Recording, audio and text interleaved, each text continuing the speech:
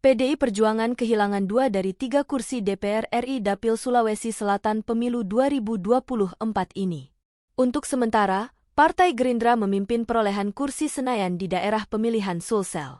Partai besutan Prabowo Subianto merebut 5 dari total 24 kursi DPR RI. Sementara Partai Nasdem dan Golkar masing-masing mengirim 4 wakil ke Senayan. Adapun PAN mengklaim masing-masing 1 kursi dari 3 dapil di Sulsel. Sementara PKS, Demokrat dan P3 mengklaim 2 kursi. Adapun PDI Perjuangan dan PKB masing-masing hanya kebagian 1 kursi. Data ini direkap dari Real Count website KPU RI pukul 14 WITA.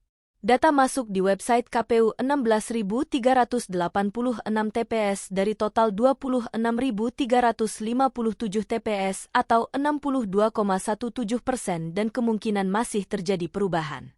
Data terakhir diperbarui Tribun Timur 20 Februari 2024. KPU menyebut publikasi form model CD hasil di website adalah hasil penghitungan suara di TPS dengan tujuan untuk memudahkan akses informasi publik. Namun publikasi real count ini bukan hasil resmi. Penghitungan suara yang dilakukan oleh KPPS, rekapitulasi hasil penghitungan suara dan penetapan hasil pemilu dilakukan secara berjenjang dalam rapat pleno terbuka oleh PPK, KPU Kabupaten Kota, KPU Provinsi dan KPU berdasarkan ketentuan peraturan perundang-undangan. Hasil resmi kursi DPR RI akan diketahui paling telat 20 Maret 2024 mendatang.